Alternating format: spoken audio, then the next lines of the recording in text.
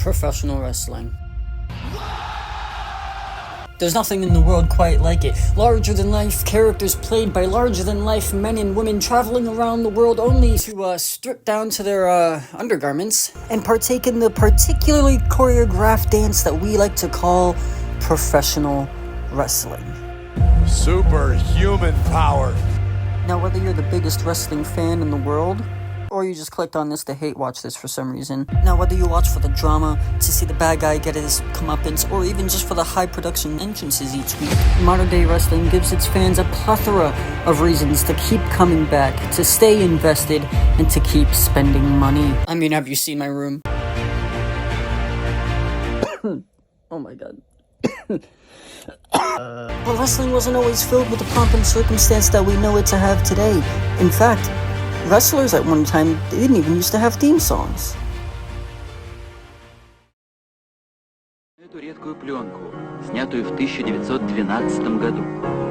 That's right, before wrestling became the soap opera drama-filled global phenomenon that it is today, the sport used to be taken far more seriously.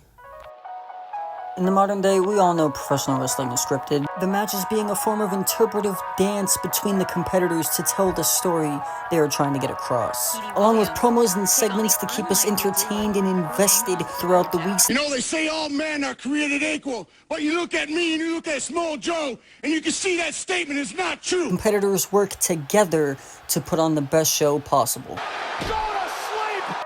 If we look into wrestling's past, however, all the way back to the 1880s to be exact, it was something much more akin to like the UFC. The art we know and love today actually once began as a legitimate contest between two individuals known as catch-as-catch-can wrestling, or catch wrestling for short. Catch wrestling matches are best 2 out of 3 falls with an hour time limit, and submissions are also allowed. Carnivals would travel from town to town, allowing people to challenge their champion, with lots of the carnivals allowing their fans to bet on who they believe would win. The carnival would go from town to town, allowing people to step up and challenge their champion, only for the champion to almost always come out on top.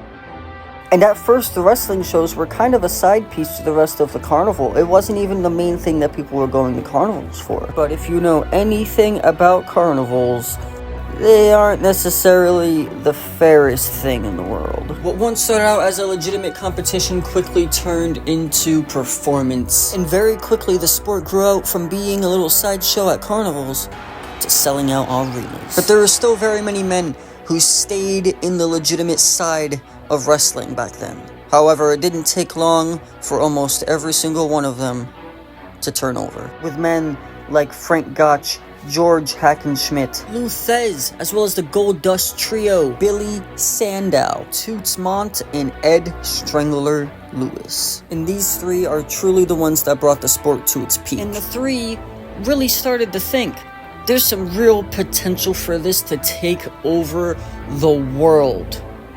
But there was a problem. With the crowds that they were pulling in, they were actually raking in a pretty decent amount of cash. However, the fans were getting tired of the same old rodeo, showing up just to place a bet and lose all their money when the champion inevitably wins after about an hour-long match or so. But what if instead of just scripting the matches, they did what the French were doing and started introducing characters and storylines into each one of their shows? Like a soap opera, really give these people a reason to care, give these people a reason to come back, and a reason to, most importantly, spend their money. Many members of the catch wrestling community were highly against the scripting or working of matches at the very beginning. But the Goldust Trio were in the minority because they really took advantage. One member really taking advantage, Ed Strangler Lewis, he became the world champion very soon after all of this began. But I put world champion in quotations because at the time there was no official world champion. Ed just kind of dubbed himself the world champion. So eventually the Goldust Trio was able to grow the sport well past what its legitimate counterpart was able to do, effectively making it obsolete when it comes to making money. And this forced a lot of legitimate catch wrestlers to working. And not only that, but a lot of talent felt obligated to sign with the Goldust Trio if they even wanted to sniff any form of success or making a living. Big name as well as up-and-coming talent signing exclusive deals, much like the superstars of today do. The trio basically became the first ever official wrestling promotion. And not only that, they laid out the groundwork for how the professional wrestling industry would work all the way up until modern day.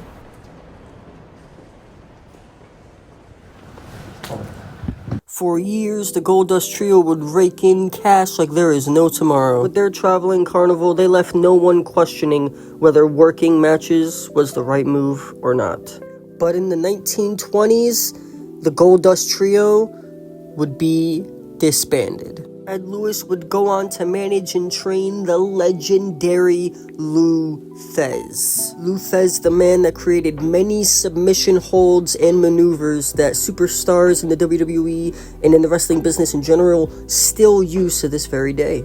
Toots Mondt would go on to primarily promote shows and take men such as Stu Hart underneath his wing. With the guidance of Toots Mondt, Stu Hart would go on to promote Stampede Wrestling, where some of the most legendary icons of the sport were born, as well as Stu being the father of the legendary Hart wrestling family. But Stu isn't the only man he mentored.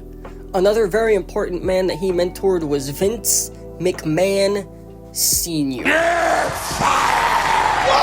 The eventual founder of the Worldwide Wrestling Federation, also known as the WWF, now known as the WWE, whose family would continue to grow and shape the sport and business into what it is today. Here comes Reigns.